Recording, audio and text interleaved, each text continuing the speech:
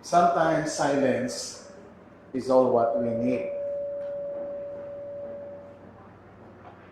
Dahil nasa paligid tayo ng kaingayan, maraming mga nagsasalita sa atin. Marami tayong naririnig. Hindi lamang sa loob. Marami rin tayong naririnig sa labas. Masyado tayong press on ng ingay sa labas at ingay sa loob. Opinyon sa labas at opinyon sa loob. Hindi makalabas ang Diyos na nakapanahan sa atin. Palagi na lang tayo. This moment, please, let us take it seriously with all our heart. That we have this wonderful opportunity. We are living a life. And take it as an opportunity. Kunin mo to bilang isang malaking pagkakataon mo. At ayusin natin ang ating pananaw habang tayo ay nasa katawang ito.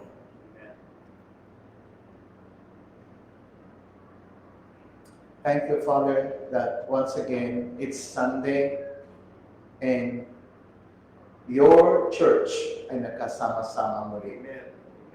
Ang church po ay hindi building, ang church ay ang mga taong pinananahan ng Panginoon. At ikaw yung tayong lahat. Nagkasama-sama tayo, narito ang katawan ng Panginoon. At ang ulo ng katawan ito ay walang iba kundi ang ating Panginoong Jesus. Kaya naman, pinagkakaisa niya tayo at nais niya tayong mabuhay dito na may katagumpayan. Maraming salamat, Panginoon, sa sandaling ito. Handa po ang aming kabuuang pagkatao na tanggapin ang iyong salita upang maging tunay na aming buhay. Amen. Sa ikaluluwalhati mo at sa ikaliligaya mo. Bilang ikaw, Diyos, na nais magpahayag dito sa isang kalikaan ng mga material na bagay. Maraming salamat at pinagkaisa mo ang lahat sa pangalan mo. This we pray in Jesus' name. And everybody says, Amen. You may sit down. Martina, please, can you just flash it out on the screen immediately from the Gospel of Mark? Mga kapatid, this one is something that meron akong purpose. At ang purpose ko, sana makuha ninyo. Not sana, I declare that. Pakibasa muna natin. Alright. Verse 22 up to 23. Mark 11, 22-23. Ang 24 ay alam na alam niyo na. So punta tayo sa 22-23. And Jesus answering saith unto them, have faith in God. Then 23 says, for verily I say unto you, that whosoever shall say unto this mountain. So there is what you call speaking to the mountain. This is a way to show that God wants us to talk to this earth. I keep on saying that to many gatherings where I become around. And I always open up saying that we are tayong lahat ay tinatas ng Panginoon kausapin. Parang, nakikinig lang kayo pero put it into your life. Do you know that isa sa malaking kulang sa buhay mo kung bakit ka naghihirap ay dahil hindi mo kayang kausapin ang iyong paligid. When the Lord says here, for verily I say unto you, that whosoever, sino man, whosoever, hindi sinabing Kristiyano lang, Whosoever, kahit sino, basta marunong. Whosoever shall say, marunong kumausap sa iyong buhay. Itong earth na ito ay isang tirahan mo. At sinasabi ng Panginoon, kausapin mo yan. Pero walang nagturo sa iyong kausapin mo.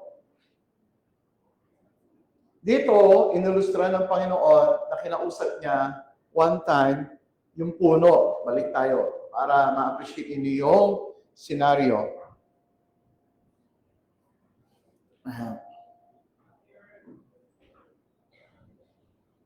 Actually, dumaan sila sa isang puno na kung saan walang bunga. Sinabi ng Panginoon, from this time forth, nobody will eat from you. Meaning to say, wala na kakain sa'yo. So, yung tree na yon ay nanuyot. And then, dumaan ang isang disciple the following morning, verse 20, and in the morning, as they passed by, they saw the fig tree dried up, nanuyot, from the roots, mula sa ugat, patungo sa kanyang trunk line, in just quick, following morning lang, natuyo. And Peter, calling to remembrance, saith unto him, Master, behold the fig tree which you cursed. Well, kasi yung sinabi niya, wala nang bubunga, pero kinausap niya yun. Is withered away, nanuyot. So, kinausap ni Lord yung puno. Kaya lang, yung kanyang sinabi doon ay isang salitang parang sa negative side. Pero pwede ka din magsalita ng positive. Ang na-display lang doon ay dahil walang bunga, kinausap niya. At kung ano ang sinabi ng Panginoon, nangyari. Pag binasa mo ang Biblia, parang sasabihin mo, si Lord lang yon, hindi ako yon. That's it. Yan ang tinatawag na discrimination. Alam niyo, pag nagbabasa tayo ng Biblia, at ang mga gawa ng Panginoong Yesus ang nakikita natin, sinasabi kagad natin, makasalanan ako. Hindi ko yan kaya. O si Jesus lang makakagawa niyan. That's actually wrong.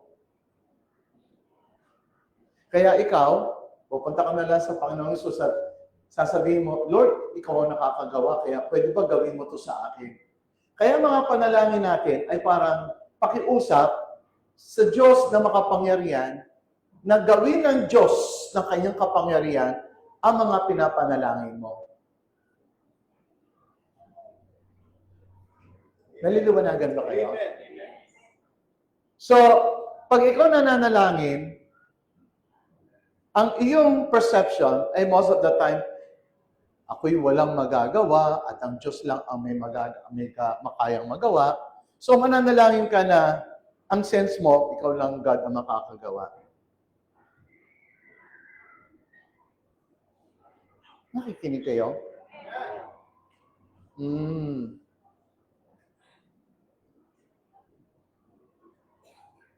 Pwede nyo bang gamitin yung inyong kaisipan?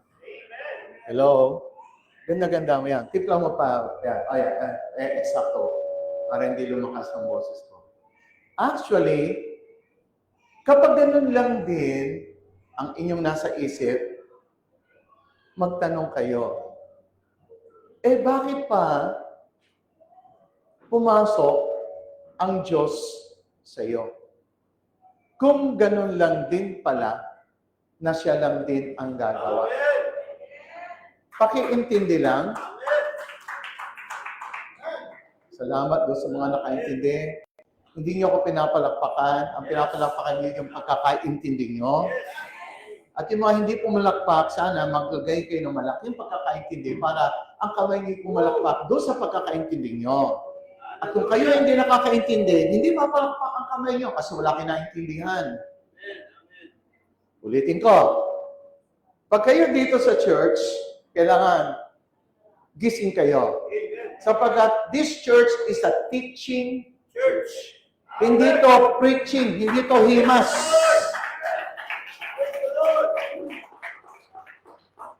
ito, naglalagay siya ng laman. Pero bago lumagpas, para malamanan ka, kailangan matuto kang umuya. Ngayon, kung hindi mo kayang umuya, ay niluluwa mo, kahit anong sarap, at dahil wala kang ipin, dahil pinakakain ko ay meat, hindi po tubig na nilulunok lang, hindi po gatas. So kung gusto niyo gatas, marami po na pwede kayong minom ng gatas.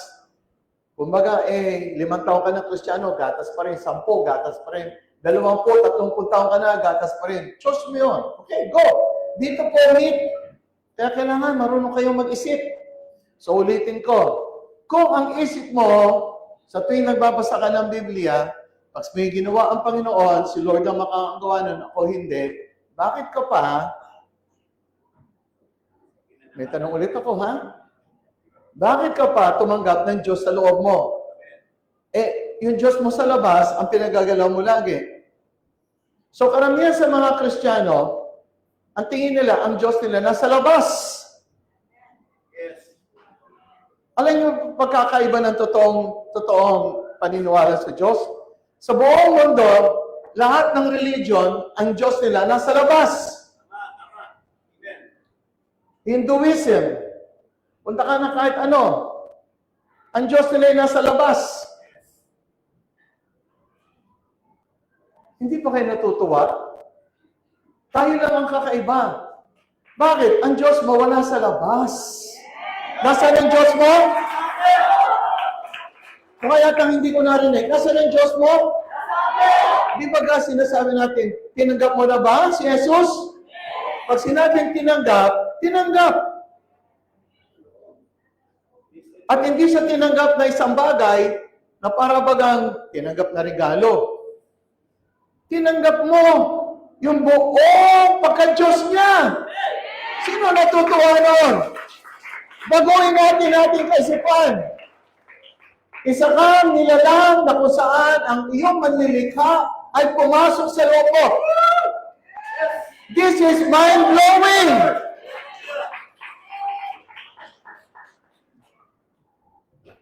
Kapag iniisip ko yon, hindi kaya isipin ng pananaw ko. Ang masasabi ko na lang, Panginoon, what is man that you are mindful of? What is man? Na siya ang iyong pinasukan. Now, alam niyo ba ang kulang sa buhay natin? Sa buhay mo? Yung realization, yung internalization, yung, please, crystallization na ang Diyos mo, ang Diyos mo, ang Diyos natin, ay wala sa labas. Pumasok na siya sa loob. At tayo, kakaiba sa lahat. Yung Diyos nila, nasa labas. Ang Diyos natin, pumasok sa loob. Pumalakpak ng malakas na mga parang naintindihan nila. Yung naintindihan. Now, ganito yan. Naisip mo ngayon, pero pagdating sa application ng buhay mo, ang Diyos mo na naman ay nasa labas. Yun ang ibig ko sabihin. Dahil nakasanayan mo. At tapos, ang karanasan mo ay parang wala ang Diyos sa loob mo. Kaya tinuturuan ko kayo. Ang pagtuturo ko ay hindi yung Diyos nasa labas. Ang pagtuturo ko ay ang Diyos na nasa loob mo.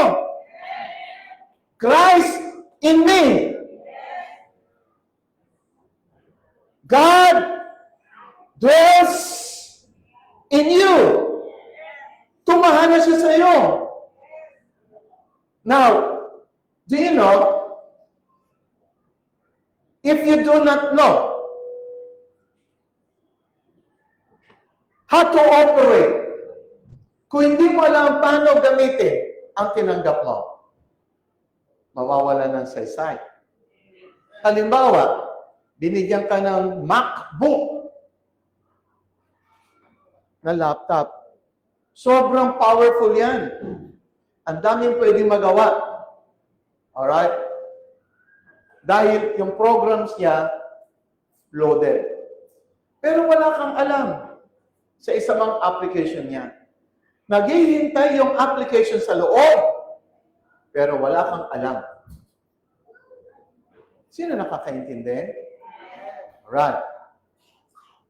Powerful ang iyong laptop. Kaya mo gumawa sa Excel. O nagko-compute ka pa.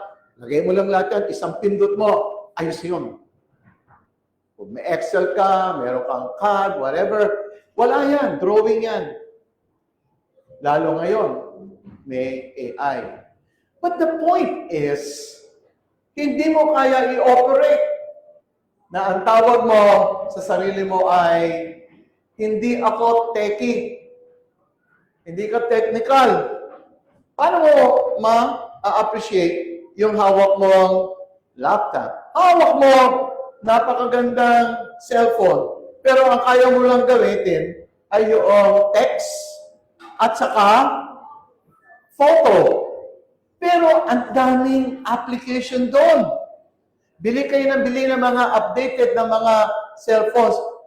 Wala naman kayong update. Updated lang yung cellphone nyo, pero hindi ka updated. Now, punta ka sa buhay mo. Yung buhay mo, delay na delay. Kasi wala kang alam patungkol sa Diyos na nakatira sa iyo. Sino nagsasabi ng amen? So, meron kang powerful. Alright? God in you. However, the rule is, hindi kikilos ang Diyos by Himself. Alright, tandaan nyo. Hindi kikilos ng kusa ang Diyos na nasa iyo.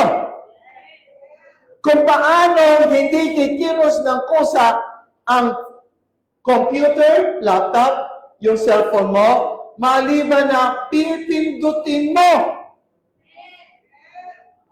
At kung hindi mo alam ang pindot ng mga keys doon, hindi siya gagalaw. So, ang Diyos na nasa sa atin, meron siyang rule. Naglagay siya ng rule. Alam niyo ba yan? Ay, nako. Meron iba, kung tumingin sa Diyos, parang akala mo meron akong narinig. Sabi niya ganon. Alam niyo, pag gusto kang payamanin ng Panginoon, wala kang magagawa. Yayaman ka. Ha? At kung hindi ka gusto payamanin ng Panginoon, kahit anong gusto mong gawin, hindi ka yayaman. Ha? Ha? Parang wala nag-react ha? Parang ganun ang mga ating kaisipan.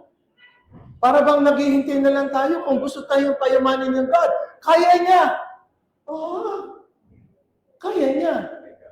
Ikaw, mga kapatid, hindi niyo ba alam na yung Diyos na sa inyo ay parang powerful na laptop, pero hindi siya kikilos ng kusa.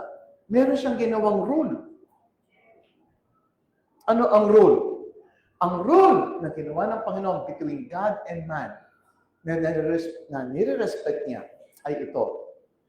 Sabi ng God, as a man thinks in his heart, so is, sa Tagalog, anuman ang nisip ng tao patungkol sa kanya, kaya napaka-importante ng self-image.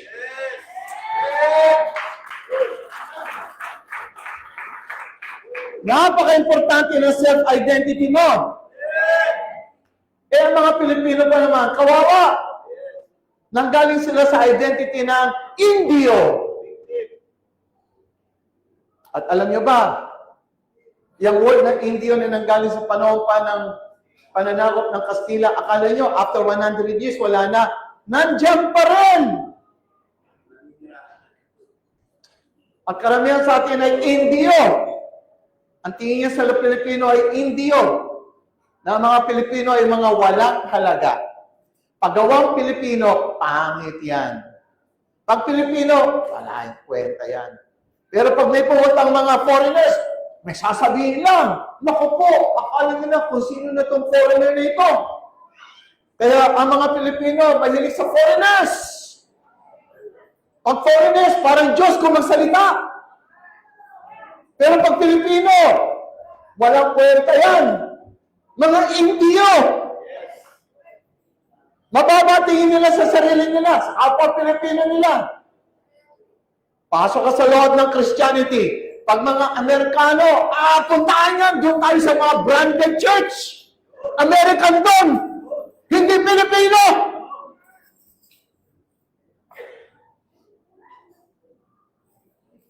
Akala ba nila Pilipino, bobo?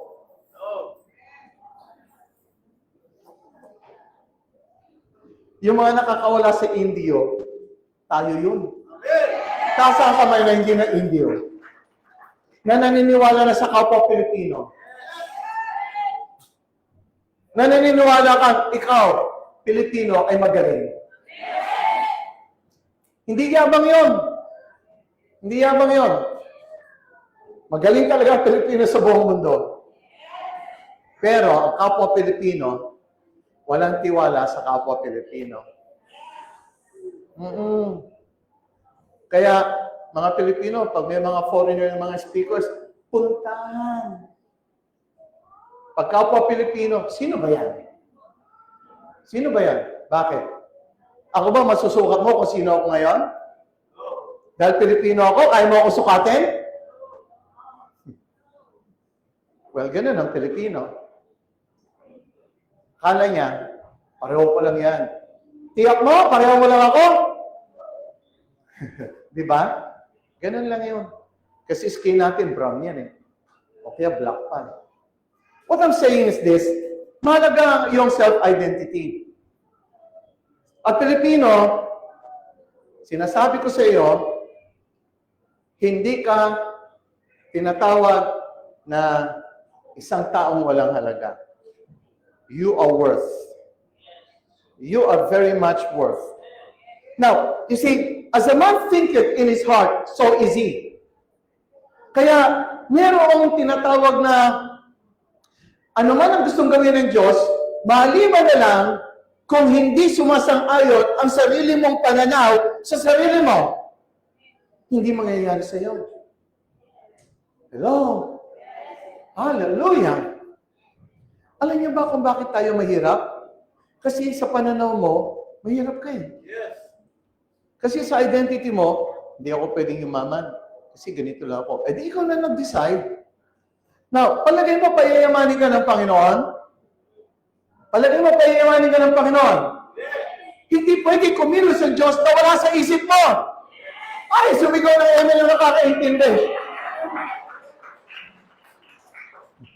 Kaya nga lagi ko kayong, ini-enhance. Pakawalan niyo ang isip niyo. Hallelujah. Hallelujah. Hallelujah. Ay. So, ano daw yung rule na hindi pwedeng gawin ng Diyos kahit siya may kakayanan because merong alituntunin? Ito ang rule talagang nilagay ni Lord between God and man. God, yes, He is sovereign and powerful. But His sovereignty and power will not just be executed without honoring the rule. Ano yung rule? As a man thinketh in his heart, so is he. So God is always telling you what He is. Pero, on the side of man, kung hindi mo naman sinasa-isip mo yung mga bagay ng Diyos at ifinifeel mo sa iyo, inaangkin mo, ina-assume mo as it is. So, hindi marirecognize ni Lord yun. So, kinakailangan lahat ng iyong nakikita sa Diyos ay sumasa iyo. Hindi po pwedeng i-replace ka ng God. No, kailangan anuman ang na-perceive mo sa Panginoon, kailangan sumasa iyo. Hallelujah. Ano again? Hindi po pwede yung power ng Lord. Ano gusto mo? Gusto mo yumaman? Ting! Mayaman ka na. Hindi ganon. Dito sa pagkatao mo, mayroong mechanics na kailangan yung nalalaman mo sa Diyos ay sumasayo. Paano sumasayo? Yun ang mga pinag-usapan natin mga nakalipas. Paano ibig sabihin sumasayo? Kailangan sumasayo. Kumbaga sa isang sisidlan, nalalaman ka. Hindi ginagawa para sa iyo, kundi nalalaman ka at yung nagiging laman mo, substance mo, siya na siyang gagawa sa iyo.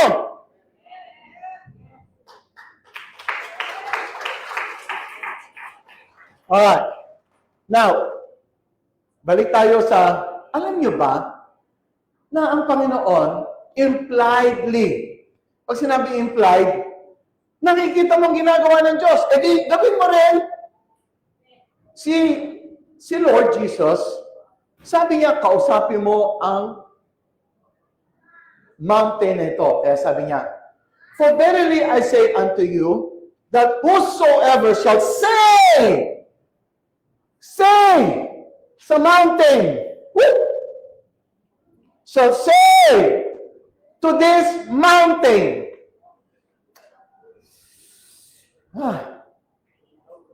now, I believe in one area that the Lord is literally talking about mountain.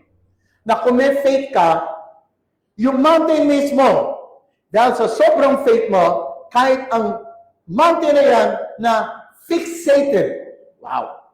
Pakilagay yung word na fixated. F-I-X-A-T-E-D. Pag sinabing fixated, unmovable, unshaken, naka-fix. Pero pag sinabi mo, say to this mountain, be thou removed. Umalis ka dyan. Aalis ang mountain na yun. Parang ang hirap isipin. Alright. Ang hirap isipin. Ang hirap isipin, mountain, mag-move.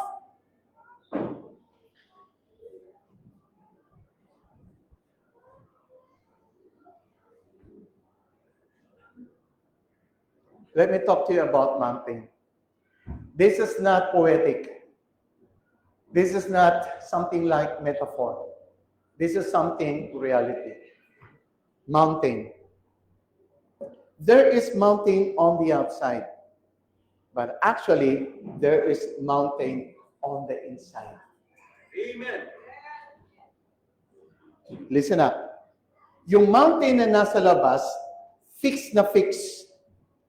Pero dahil hindi mo mapagalaw yon, meron kang fix na mga perception, fix na mga opinion, fix na mga conclusion sa loob ng isipan mo.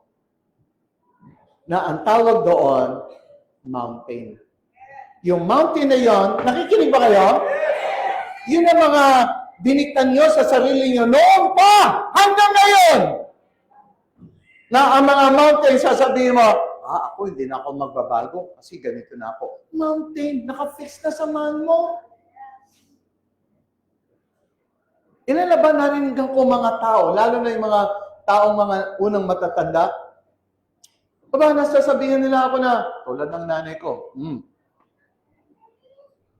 nanay ko na, ganito na ako, hindi na ako magbabago. Talagang ako, hindi ako pwedeng hindi magsalita, manermon. So, fixated na sa mind niya yun. At hindi lang nanay ko, baka pati kayo. Ano-ano na mga nilagay mo sa isip mo na, ganito na talaga ako eh. So, that is a mountain na naka-fix. Halimbawa, ako talaga, hindi ako Hindi ako bagay na maging leader eh. Kasi mahihain ako. Oh, finish mo na hanggang ngayon. Ako talaga, hindi na ako yayaman. Wala naman akong pinag-aralan. Saka sanay na ako sa buhay na ito. Wala na, naka-fix na. Paano pa ninyo mararanasan yung mga salita ng Panginoon ng kapangyarihan niya sa loob? Ang Diyos mo ay nasa loob mo. Kaya lang, ang daming mountain na naka-fix sa loob mo. Sumigaw na amen yung mga nakakaintindi.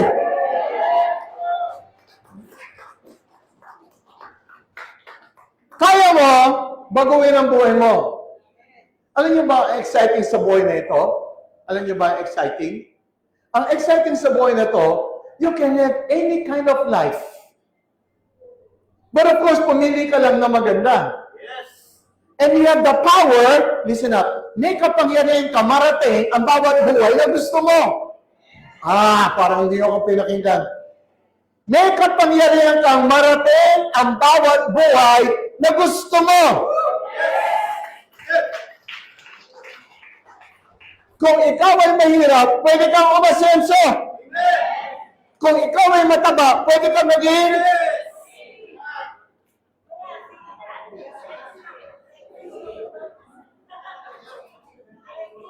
kung ikaw ay mahina, pwede kang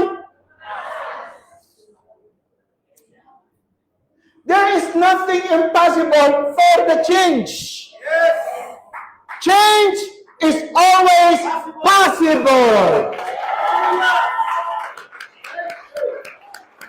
Sumigaw nga ng gusto ng yung narinig nila, change is always parang sinabi mo, all things are because when you say all things are possible, meaning everything can be changed. Hallelujah. Kung dati-dati, suplada ka, masyado ka mataas, na hindi ko sasabihin pangalan ni Sister Beth sa inyo, hindi. Tapos bigla ka naging very humble ngayon. Ikaw pa yung hihingi ng forgiveness. Nag-change ba yan? Wow! Nag-change! Parang ayaw niyang pumalakpak kasi ayaw niya atang mag-change. Yung gusto mag-change, pumalakpak.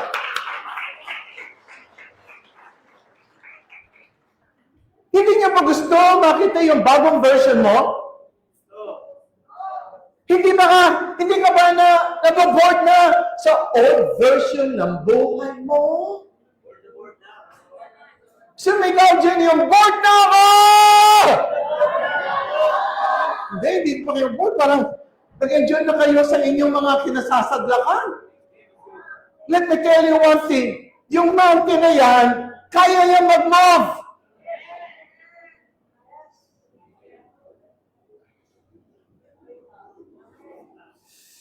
Ulitin ko sa inyo mga kapatid, may Diyos na nakatira sa inyo. Nakareside sa inyo. Nakatira! Ang tagalan ng Diyos na nakatira sa iyo! Naghihintay na lang siya na siya ay iyong i-allow. Kumilos! Magpindot ka na! Kaso, hindi mo alam kung ano pipindutin.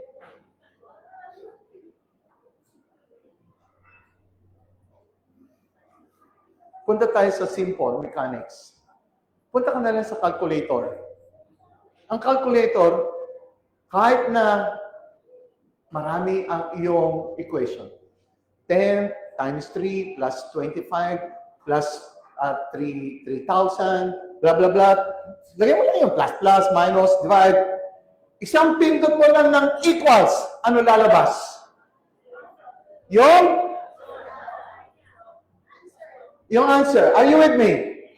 Alam niyo mga kapatid, this is only a little illustration that there is that power inside of you. God is within you.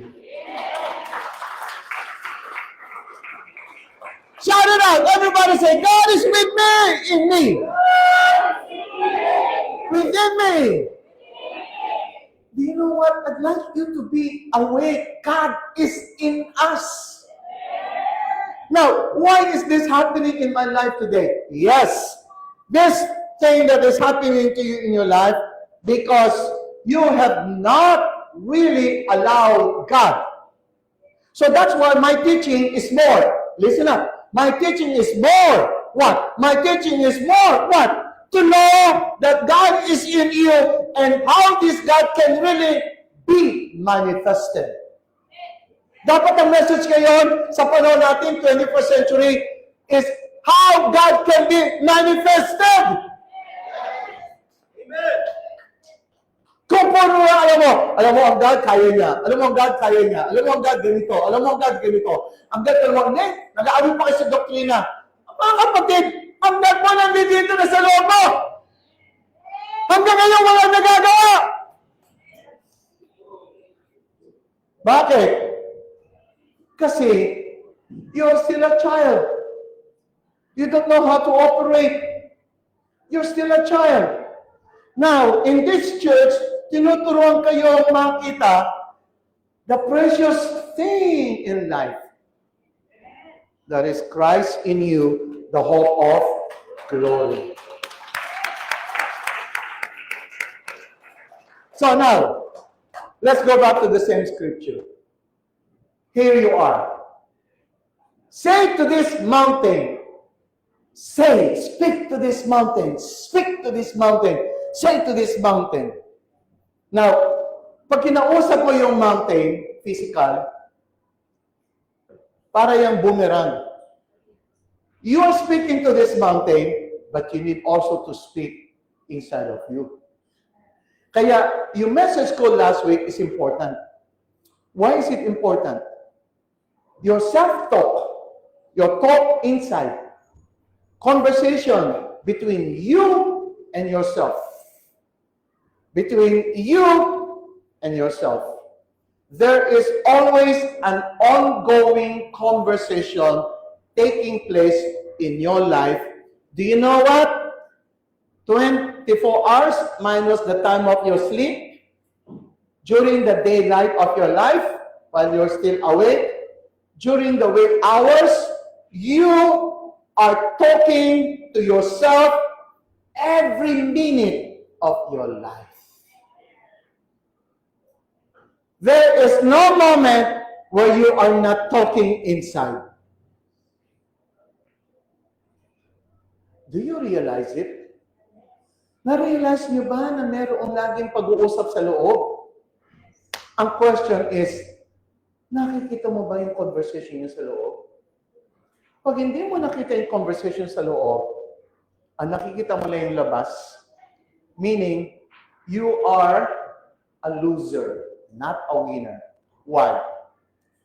Pag sinabi mo yung mountain, mountain na yun, posibleng ma-move yan.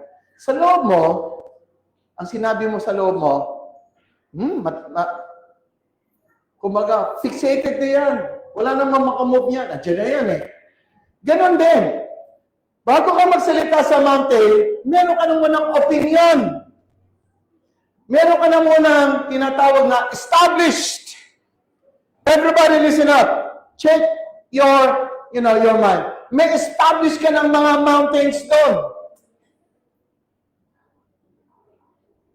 So meron ka ng reference na matagal mo nang inilagay at hindi na siya nang ma-move. Kaya ganyan ang mga salita mo, kaya ganyan ang mga kilos mo, parang hindi ka makakilos. Meron kang gustong gawin, hindi mo magawa. Kasi yung conversation mo sa loob ay palaging ganoon. At yung conversation mo sa loob, naka-fix na. Fixated na. Sino nakakaintindi? Fixated na. Yung ugali natin, kaya natin baguhin yan. Kung mag-move ang mountain sa loob. Hallelujah! Sino ba nakikinig?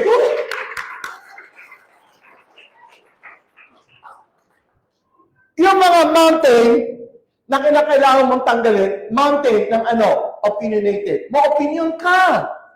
Sobrang mountain mo, laki-laki mountain ng opinion mo sa loob. Kaya pag tinawag ka, pwede ka na ba maging leader? Hindi pa. Ilang taon ka na ba? sa church. 15 years na, hindi ka pa pwede maging leader? Hindi pa. That's your opinion of yourself. May mga anak ba kayo? Good. Pag 20 years old, sinabi niya, Ma'am, hindi pa ako pwede magtrabaho. Okay. 25 na, hindi pa rin daw pwede magtrabaho. Pwede niyong tanggapin? Tatanggapin niyo, no? Dahil anak niyo. Kawawa naman kayo, nanay, tatay. Bakit? Matanda na, hindi pa marunong magtrabaho. Sino bang nakikinig sa akin dito? May mga istorya ng buhay. Sa sobrang pagmamahal sa kanilang mga anak, di nag-asawa na, 25 na. Nagkaanak, hindi pa rin umaalis sa bahay nila. Tapos ikaw, lola, ikaw na nagbibigay ng gatas. Pati na yung mga diaper. Pati yung pagbayad sa kuryente. Ay, napakabayot na lola. At napakabayot na lolo. Pero ano ginawa mo sa anak mo? Lumpo. Parasite. Anong naitayo mong anak? Wala! Lumpo! Ikaw lang ang magaling, pero lumpo anak mo. Tama? Ay! Ganon din sa church. Nakakaiyak. Ilang taon ka na? 20 sa church. Marunong ka na mag-share ng Word of God? Hindi po.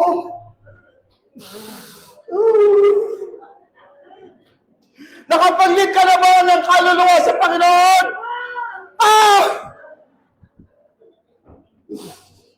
Kakaiyak. Wala pa. Hanggang ngayon, walang alam.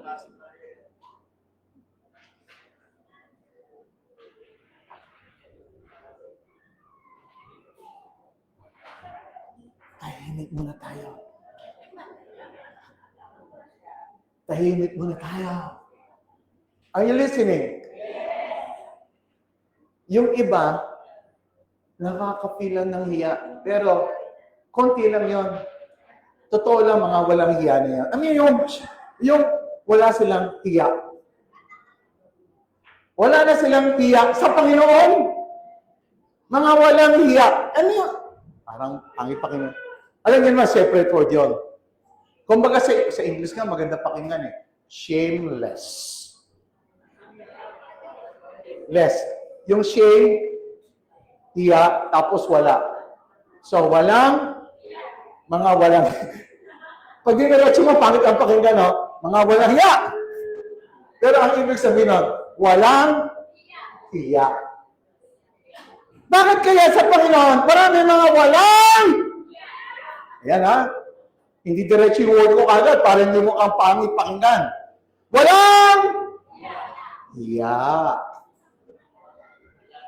Na pupunta sa church, nakakakuha ng blessing, pero hindi marunong magpagamit sa Panginoon. Hindi marunong magbigay ng time kung anong gusto ng Diyos nila. Para bang lagi na lang ang Diyos ang magbibigay, pero pag sila ang hiningaan, busy ako, Lord ang dami kong gagawin. Yung business na binigay mo sa akin, abalang-abala ako. Tamo, kasalanan pa ni Lord. Yung business na binigay mo sa akin. Yung iba naman, wala akong panahon, Lord, kasi sa trabaho ko, kasi ganito eh. Lord, thank you nga dun sa trabaho binigay mo. Akalain mo, binigyan ka ni Lord ng trabaho para lalo kang may katuwiran na hindi ka makagawa ng gusto niya. Nag-iisip ba kayo? Marunong ba kayo makonvict? Sino magsasabi sa church yung marunong ako makonvict, taas ang kamay, marunong pa rin ako makonvict. Nako-convict kayo? Ang word na convict, positive. Na-convict ako, babaguhin ko, tatanggalin ko na yung mga mountain na yan. I will speak to this mountain, be removed! Yan ang ibig sabihin ng convict. Pero pag na-feel mo yung guilty ka, para ka lang nahiya ng konti. Guilty yun. Guilty ako. Pero pagdating ng, maya-maya, pag-alisan natin, wala rin mangyayari sa buhay mo, pareho pa din ang gagawin mo. Ang tawag doon, guilt lang. So, sino kaya ang nag-guilty lang? Guilty lang. Pero ang na-convict, yung gagawin niya, I will say to this mountain, ako itong mountain ka, masyado ka na nakaharang sa buhay ko. I will say to this mountain, be thou removed. Tatanggalin mo yun sa isip mo. So yung mountain na yan, sa labas, galing yan sa loob. Yung mga bagay na hindi mo magawa dahil may mountain na nakaharang, galing yan sa loob. Kung ang mga paliwanag doon, ang mountain ay mga problema, no! Elementary. Not a problem. Ang sitwasyon talaga ng mountain, nasa loob. So you have fixated mountain, and God is speaking to you to speak to your mind. Who will say amen? Amen. Pakibasa natin ulit. Everyone say, for verily, I say unto you, come on, that whosoever shall say unto this mountain, be thou removed, and be thou cast into the sea. Move on, please. And shall not doubt in his heart.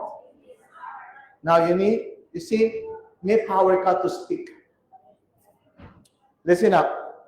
When the Lord Jesus was on the boat, he was sleeping. But then during that time, there was a big typhoon. Ang lakas ng wind. Dahil sa malakas ng wind, ang lalaki ng alon. Tapos, yung boat noon, malaki lang ang size. Fishing boat. And yet, even in the midst of that storm, the Lord was fast asleep. Paano ka nakakatulog, Lord? And there was that storm. I'll show you. However, because the disciples were already taken by the wind and the waves. Do you know what? Listen up.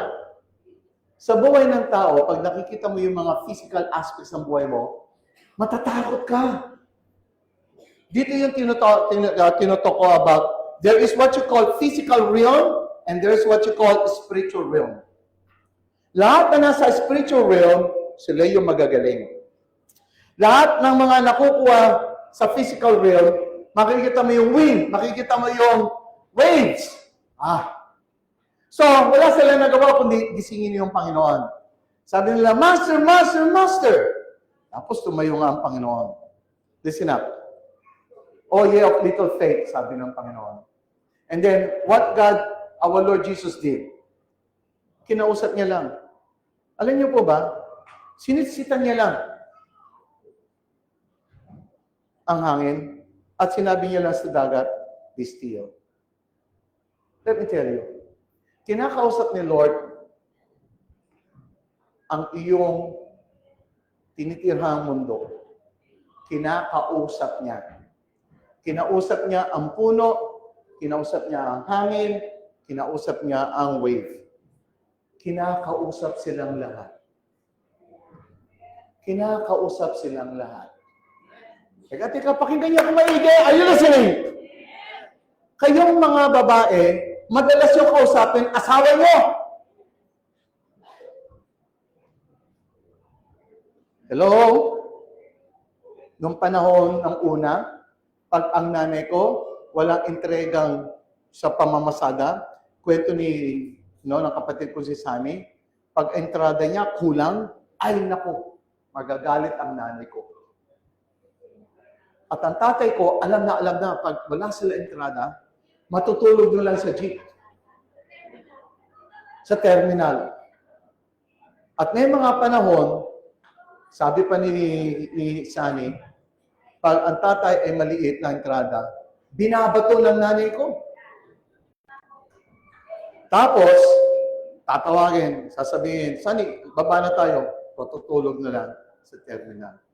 Dahil, mga kapatid, alam niyo, ang nagbibigay ng kalakasan sa mga babae, ang una ay ang Holy Spirit. Pangalawa, ang pera.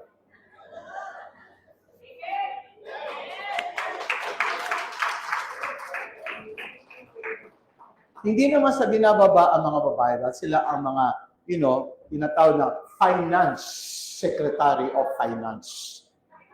Sila may hawak ng pera.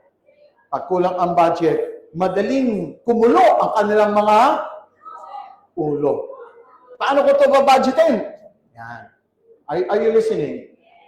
So, madalas kakausapin ng mga asawa nila, paano natin ito gagawin? Paano natin ito? Anong babayaran natin? Babayaran natin ng gabayaran natin ng tubig. Mga kapatid, ganyan ang reaksyon ng babae. Kaya, sa ikagagaling ng mga lalaki, mga babae, tuturuan ko kayo.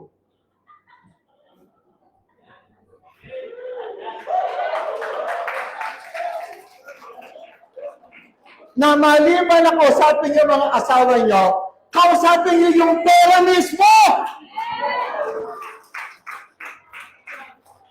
Kung marunong kayong kumausap sa pera, mga kapatid, nakakatulong kayo!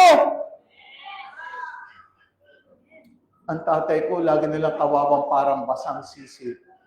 Pag nakukwento sa akin si Sunny, naalala ko paano kaya si tatay noon? Ang nanay ko pa naman, pag nanermon, talagang para kang pinigang tuwalya. Talagang matutuyo ka. Walang pagbabago nanay ko. Mula nung kabataan niya hanggang sa kanyang katandaan, walang pagbabago. Mahusay pa rin magsermon. Hindi lahat ng babae ganon. Hindi lahat. Siguro naman, 98% na naman. 2% lang yung hindi. Pero, mga kapatid, ang punto ko, what if I teach you, kausapin mo! Mga kapatid, tinuturuan ko kayo, kausapin nyo yung pera! Parang hindi yata tumalab sa inyo. Sabi dito, say to this mountain. Alam niyo ba, lahat ng bagay dapat kinakausap. Kausapin mo yung sakit. Sino kumakausap sa sakit at nawawala? O, di ba? Marunong na? Sino kumakausap sa pera? Let me tell you, di ba, nasabi ko sa inyo, ako po ay nagbayad ng sasakyan for 14 years. Every month, nakakabayad ako. Bakit? Kinakausap ko lang yung pambayad ko. Sino kaya naniniwala sa akin? Ngayon, si Pastor Rodel may babayaran. Ang laki ng babayaran niya dahil kababago lang ng kanyang sasakyan. Kinakausap niya ang pera din. Makikita niyo, for the first time in his life, mababayaran niya na buo ang kanyang sasakyan. Tama ba yung Pastor Rodel? Dahil nagkaroon ng maraming sasakyan si Pastor Rodel, hindi niya nabayaran. Pero huwag niyo sabihin, yun pala eh. Pero ang sabi naman niya, Pastor, hindi man ako nakabayad, naranasan kong bumili ng brand new. Kayo, naranasan niyo? So, huwag kayong magsasalita ng bumibili tapos hindi nababayaran. Okay, kahit pa paano, bumili. Isa, ilan na binili niya? Isa, dalawa, ilan na bili mo? 5! Ikaw, kahit isa, wala! Siya 5! Nakalimang sasakyan! Ang tapang, ano? I mean, tingnan niyo yung thinking, ha? Pwede niyo sasabihin, bumili ng 5, wala namang nabuo. Okay.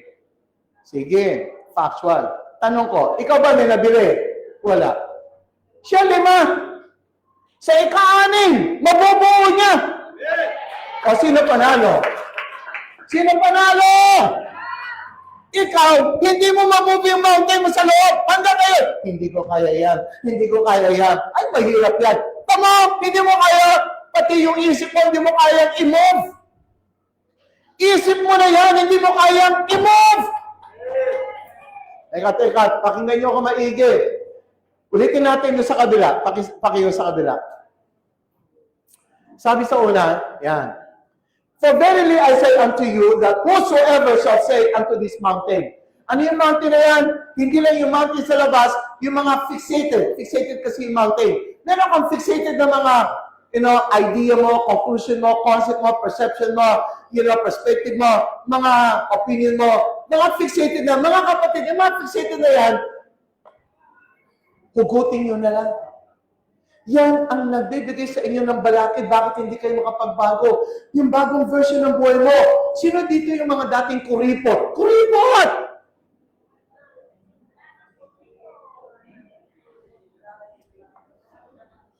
Again, alam nyo ba?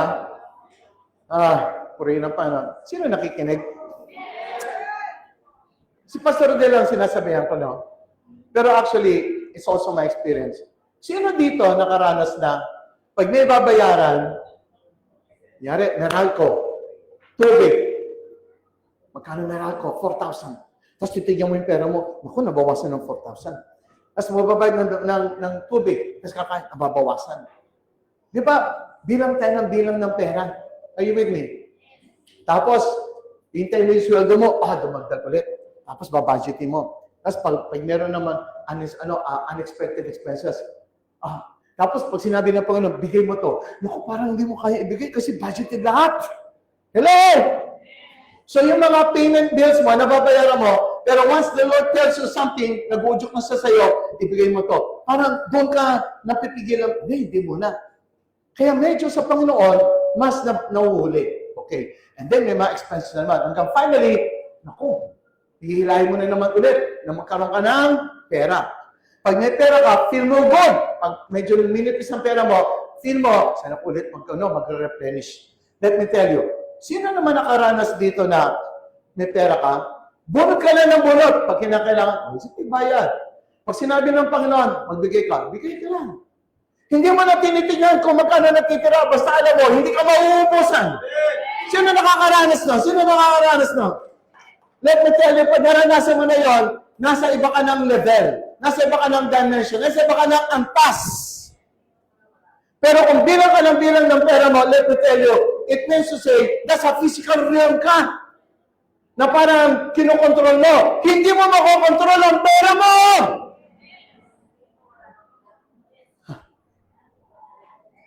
Pag nasa spirit ka, alright, basta lang ang inisip mo, sa loob ng spirit realm, I am wealthy. I am rich.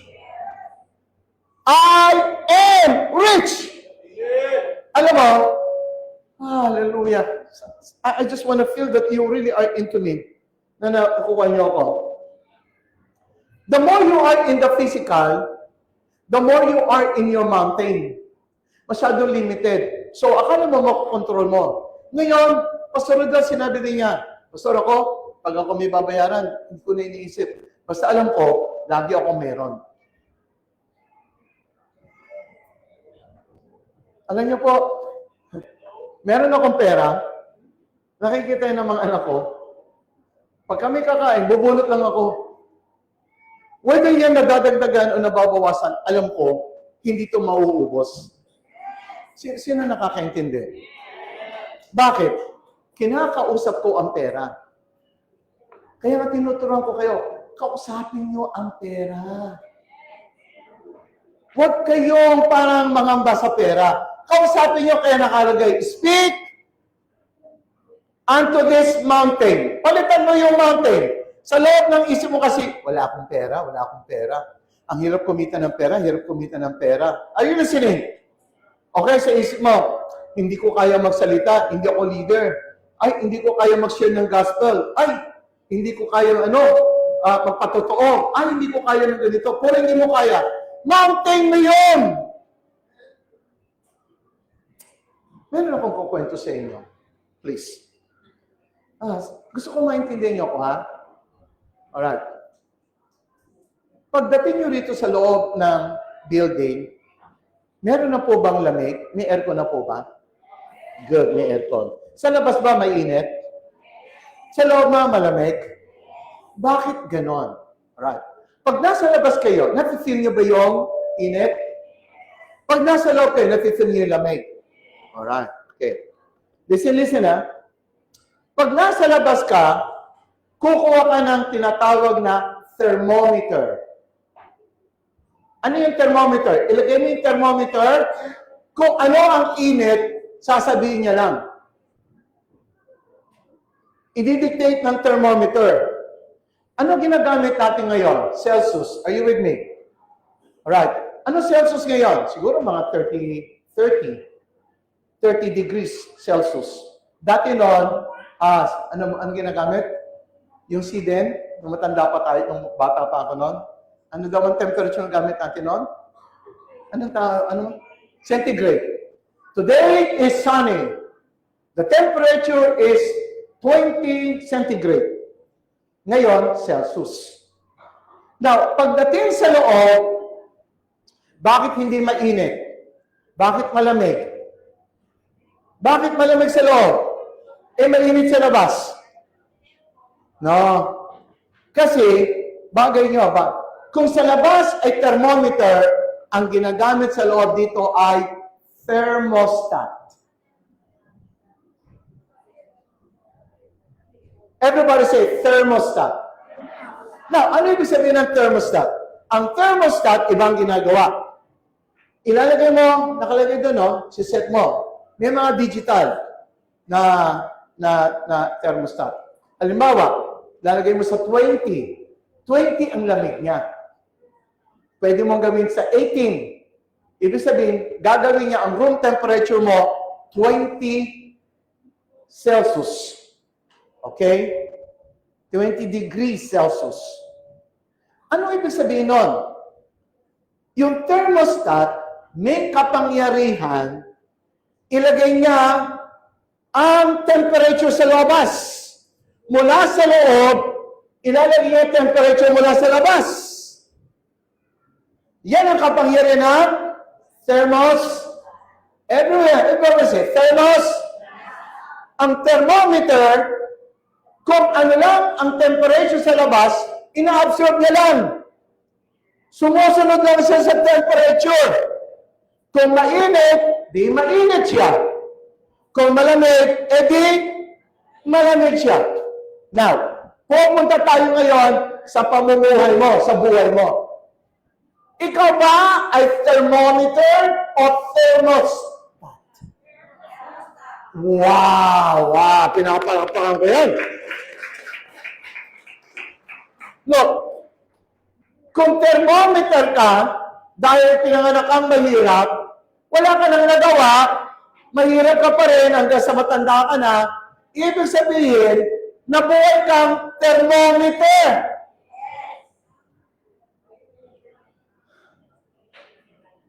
Para kang isang nilalang na hindi tumanggap sa Diyos. Yan ang ibig ko sabihin. Halimbawa,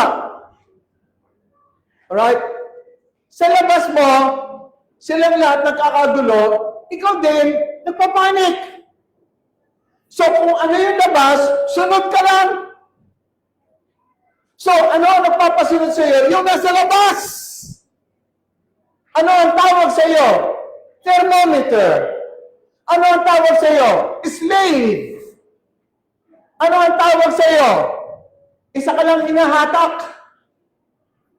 Isa ka lang pinasusunod. Wala kang kapangyarihan.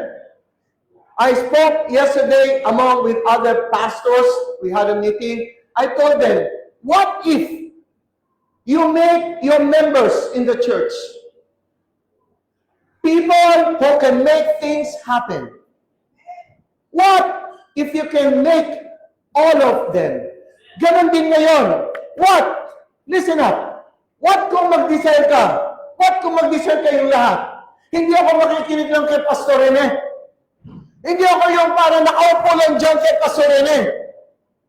Gusto ko, I can be so powerful in my life that I can make things happen. Yun ang tinuturo niya. Now, kung kayo walang nagagawa sa buhay nito, at ang tayo nagagawa nyo lang, kung ano lang yung mga sumusunod sa buhay ninyo. Alam niyo ba, yung mga nangyayari sa buhay nyo, para bang talagang yan ang resulta ng mga make things happen? Hindi yan. Yan lang yung evolution nyo. Siyempre, nag-evolve kayo kahit pa paano. Pero yung kusa, intentional. May intentional ka, I want this thing to happen in my life. I want this thing to happen in my life. binigyan ka ni Lord ng ganyang kapangyarihan na hindi natin nagagamit. Na para bang tayo ay parang slave doon sa flow. Kung ano yung flow, doon ka na lang inahatak. Hindi! You got the power! Can you feel it? You got the power! You can make things! Everybody say, I can make things! You feel mo. Everyone say, 1, 2, 3. Equivalent lang yan sinabi ni Paul na I can do all things through Christ who strengthens me. And you can say it, I can make things happen.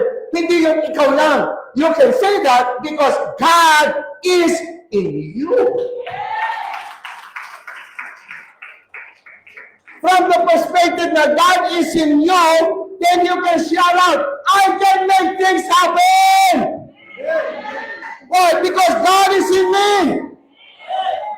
Now, you see, hallelujah. Hallelujah. Ang kailangan lang ninyo, gusto niyo ba talaga may magbago sa buhay niyo?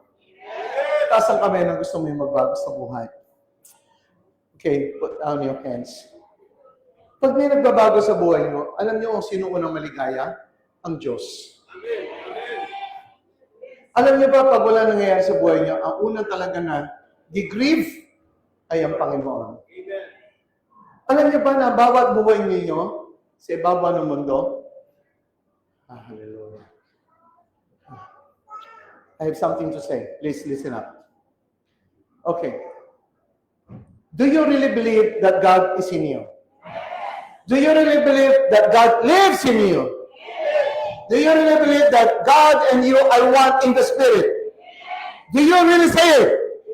Good. Now, kung ano ang nararanasan mo, hindi ba nararanasan ng Diyos sa iyo? Naisip niyo ba? Kung ang Diyos ay isa sa inyo, therefore, kung ano ang nararanasan mo, palagay mo, hindi nararanasan ng Diyos.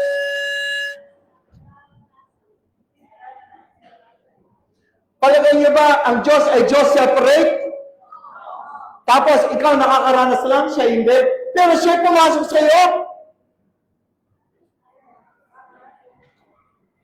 Halimbawa, when I talk about God is in us, malalim. Punta na lang tayo sa Ama at sa Anak. Kung ang anak at ang Ama ay successful, tapos ang anak ay hindi naging successful, yung nararanasan ba ng anak, kanya lang karanasan at hindi na-feel ng Ama? O na-feel ng Ama? Hindi pa nakatira yung physical na Ama sa anak niya. Anak lang siya dahil blood kinship. Anak lang siya dahil siya yung i-recognize na anak siya. Are you with me? Pero yung empathy niya, feel niya kung anong dinadaanan ng kanyang, much more beyond that. God really is in you.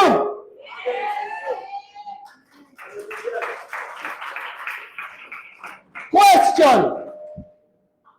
Kung ikaw ay hindi nakakaranas ng mga bagay na gusto ng Panginoon, ano sabi ng Panginoon? I came that you might have life. And then God qualified it. And what kind of life? Life. Now that is intentional kind of life that God wants you to have. However, God is in you, pero hindi mo siya nadadaanan kasi distracted ka sa loob. Naranasan mo ikaw na bigo. Palagay mo, hindi naranasan ni Lord yun? Ang feeling mo, Lord, bakit mo ako pinabayaan? Sabi ni Lord, ang tigas ng ulo mo, di ba nagsasalita ako sa iyo? Hindi ka nakinig sa pastor mo. Hindi ka nakinig sa leader mo. Naghihintay ka pa ng, alam mo naman, pakinggan nyo. Si Lord may God personal, saka God impersonal.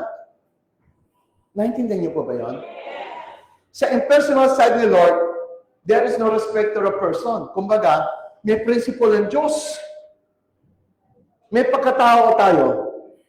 Meron kang principle. At ang principle mo, ikaw din yun. At ang principle mo, kung ikaw ay may integrity, apply yun sa lahat-lahat. Sa pamilya mo, asawa mo, anak mo, sa members, o sa lahat-lahat, associates mo. Lahat. Hindi po pwedeng mayroong favoritism. So si Lord, pag nagtayo ng principle, applies to all. Eh ngayon, matigas ulo mo, may principle na ang Panginoon, hindi mo pa rin ino-honor. Tapos sasabihin mo, di ba tatay kita? Oo, tatay kita. Pero you will receive the consequence. Mga kapatid, maraming ganyan na mga tao na sa akala nila ang Diyos ay hindi maprinsipyong Diyos.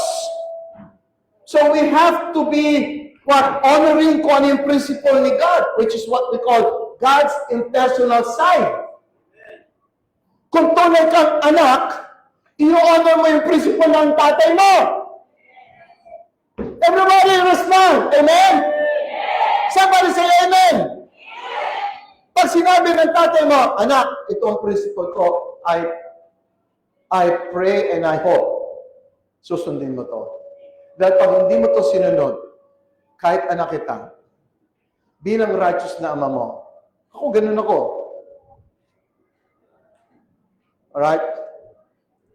Yung principle ko, hindi ko ibababa. Otherwise, ako yung masisira sa loob. Now, I do believe, pag sinabi natin, God is holy, ang ibig sabihin ng God is holy is, God is integrity. What He says, He does. In short, anuman ang sinabi niya, that's what you call God is holy. When God is holy, it does not pertain to sin. That is so elementary. When you say God is holy, it means integrity niya. What He says, He does. Anuman ang sinabi niya, ginagawa niya. That's what His principles are. So now, you know what? Do you really love God? Amen. Then honor His impersonal side. Honor His principles. Pag ito na ang principle, in-honor mo, you know what will happen? God will really manifest who He is. Amen. So, ang totoong ama, hindi lang basta nagbibigay na nagbibigay. Na-spoiled ang anak, nagbibigay. Yes. Kahit marami kang pera, hindi dapat nagbibigay ka lang. Yes. Ang gagawin mo, i-raise mo anak mo ng tama. Yes. Are you listening? Yes. Hallelujah. So tayo, nire-raise tayo ng Panginoon. Bagamat siya ang totoong gawa ng lahat, hindi pa sa basta mo makuha yun, kailangan makuha mo siya by the principles of the Lord. So, marunong ka bang kumilala sa principles ng Panginoon? Hallelujah. Kayo ba'y gising? Yes. Pakisabi nga sa katabi, gising ka pa? Sige nga. Tumaw. Itaas ang kamay ang lahat ng tulog. Yan. Buti na lang. Last time may nagtaas eh. Yung mga tulog, magsabi ng amen. May nagsabi amen eh. Yung mga yan, amen. Tulog kasi, amen. Bakit? Nakapagsalita ng amen. Sabi ko, yung mga tulog, magsabi ng amen. Ito sila ngayon nagsabi ng amen. Tulog eh. Now, alright. Can we move to the next verse? Hallelujah. When you speak something, kakausapin nyo. Kausapin nyo na ngayon ang mga nangyayari sa labas. Kausapin. Are you listening? Una, tinuro ko sa inyo na you have conversation inside. Kailangan conversation mo sa loob, laging powerful.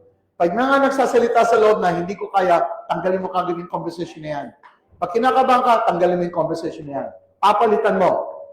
Papalitan mo. Now, and shall not doubt in his heart. Pag nakipagsalita ka, nakipag-usap ka, sa sakit, sa sitwasyon, kausapin mo. Kausapin mo. Halimbawa, may papa-approve ka. Bibigyan mo yung passport mo. Kakausapin mo. Ikaw, consul na nakahawak ng aking passport, kinakausap kita. Approve ang aking visa. Kinakausap mo yun. Alam niyo ba, at least, nagpa-practice kayo ng imagination nyo.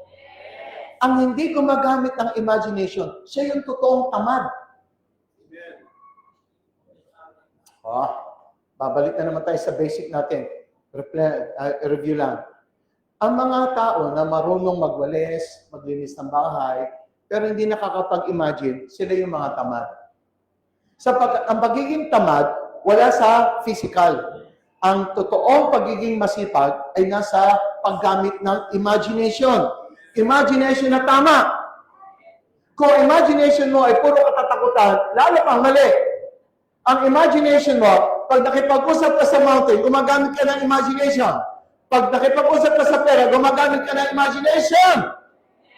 Sino nakikipag-usap sa akin? Sino kasama ko? Pag may sakit ko, sabi mo, umaalis! Pag nakakasap ka ng demon, imagination lang yan eh. Nakikita ba namin talaga yung spirito? Hindi. Ini-imagine lang namin, pero nakikita namin, may nagre-respond. Mga kapatid, imagination is really reality. Imagination is reality. Parang hindi nyo ka na. Ang totoo talaga ay yung imagination. Kaya i-imagine mo, siya yung totoong lalabas. Hindi ka lang marunong mag-imagine kasi masyado ka nang napaniwala ng labas. At mag-imagine ka, mayaman ka, bigla ka na lang manghihina. Hindi totoo yan, hindi mangyayari. Talo ka na kagad! So, when you speak to your condition and you have no doubt in your heart, pag sinabi you have no doubt in your heart, you have no doubt in your feelings. Yung feeling mo, buong buo! Sino din yung nakakadama? Pag nagsalita, buong buo. Pag sinabi, magaling na yung anak ko, buong buo. Pag sinabi, yung pera natin, okay na yan. Buong buo. Tapos nangyayari. Now, hindi to tsamba. Ito, science to. You can repeat again and again and again and again. Now, when you don't have doubt, buong buo ang iyong feeling. It means, naniniwala ka. So you shall believe that those things which He saith shall come to pass. Yung mga sinabi mo yan, nangyari na yan. Ito yan, mangyayari yan. And then nakalagay, He shall have whatsoever He saith. Kita mo, merong promise ng Panginoon. Ano man ang sabihin mo, mangyayari. Bakit hindi mo ginagamit? Bakit pala pag sinabi mo, tinignan mo yung pocket mo, konti lang pera mo, wala akong pera eh. From now on, lahat ng gustong yumaman, walang magsasabi ng wala akong pera. Kung walang pa ka nakaintindi. Kahit na literally ang pera mo maliit, pag may nagtanong, huwag kang magsasalita na wala akong pera. It's better not to say anything as long as you don't say something that you don't want to happen to you.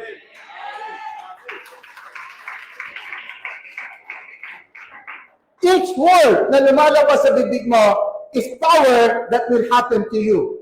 So kung meron kang gusto mangyari sa buhay mo, huwag kang maglalabas ng salita na pangit para sa kalagayan mo. Pag sinabi mo, mukha yatang masama pakiramdam ko, mukha magkakasakit ako. Maya-maya lang, may sakit ka na.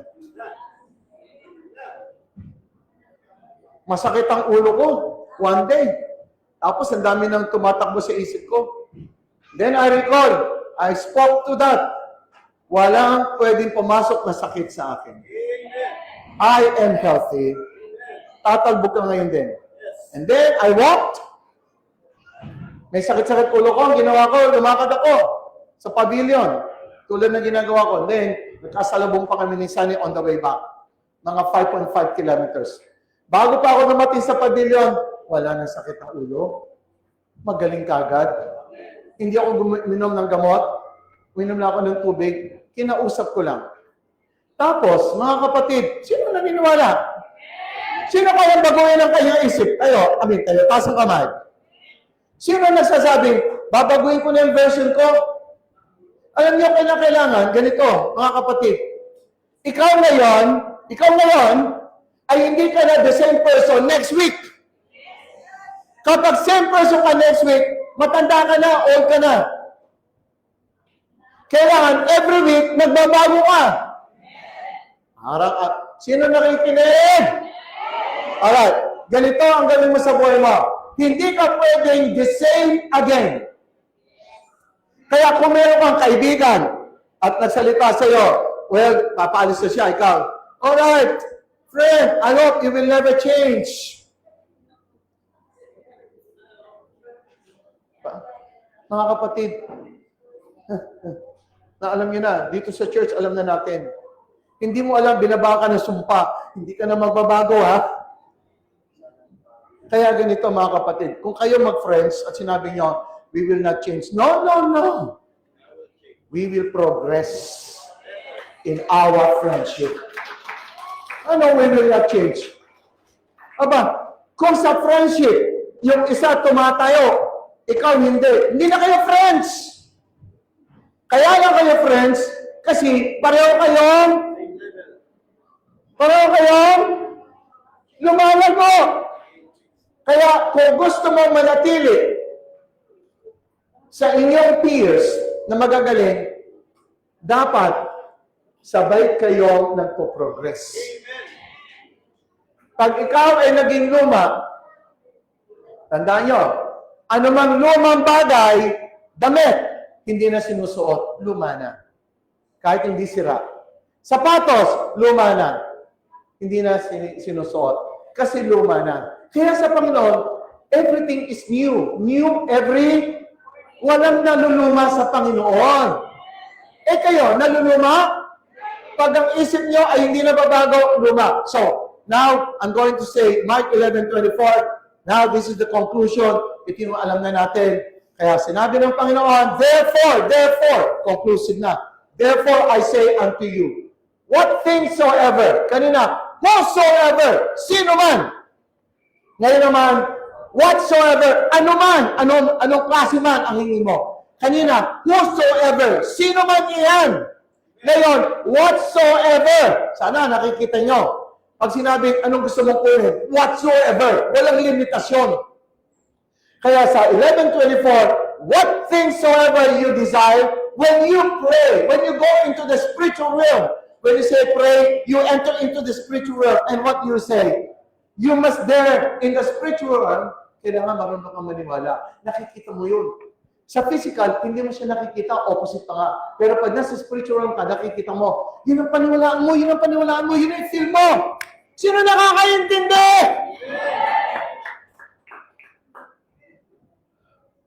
Sino na ngayong kakausap sa pera? Alam niyo po ba, dagdagan yung imagination niyo. Meron ako narinig, isa na lang, sisingit ko lang ito. Yung pinuntahan ko sa Pampanga, sabi niya, alam mo, Pastor, ako, parang nilabel ako na extreme ang aking faith. Nung pinakinggan ko, hindi siya extreme. Available siya sa atin. Bakit? Halimbawa daw, single ka. Yung mga single dito na mga gustong mag-asawa, huwag yung ikaya na gusto nyo na mag-asawa. Kailangan sinasabi nyo, gusto ko na mag-asawa. Hello? Now, kapag gusto mong mag-asawa, kailangan may gesture. Are you with me? So sabi niya, alam mo, Pastor, ganito yon. Yung mga gusto mag-asawa, gumawa na sila ng wedding invitation. Dapat may wedding invitation na. Alright? Meron ng mga pangalan.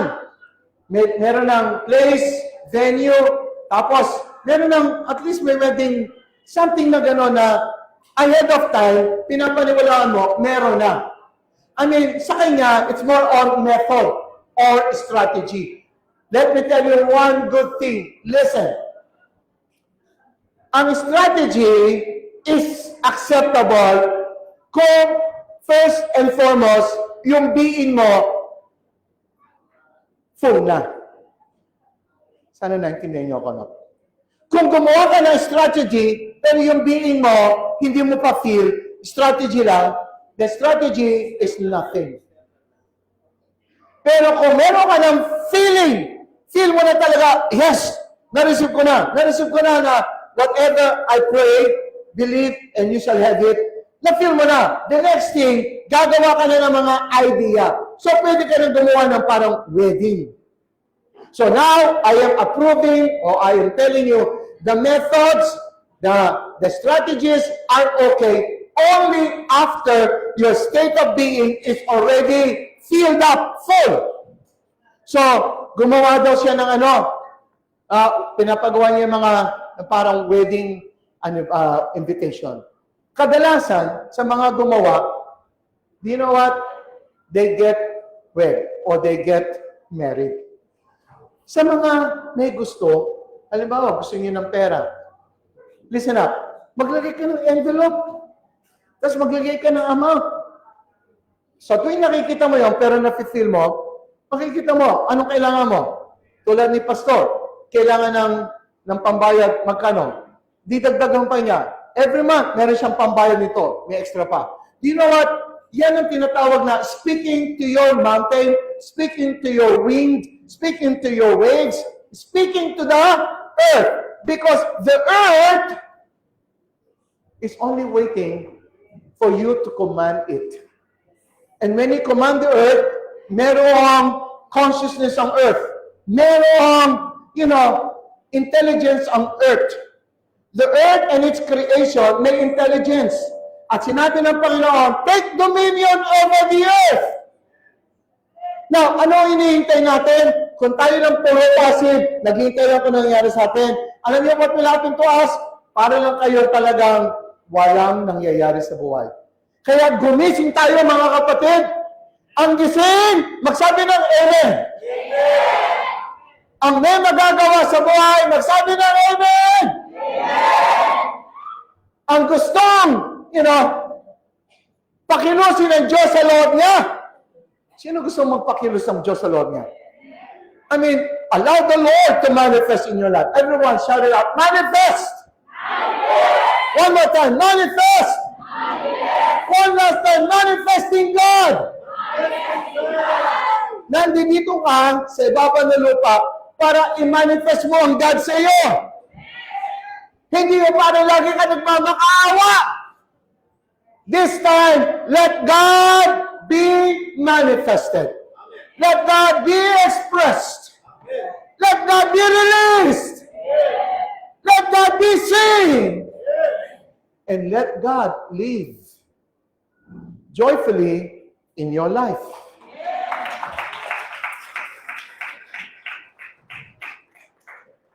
Would you like to stand up?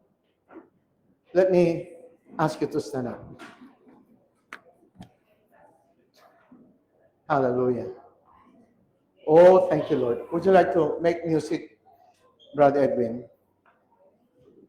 Hallelujah.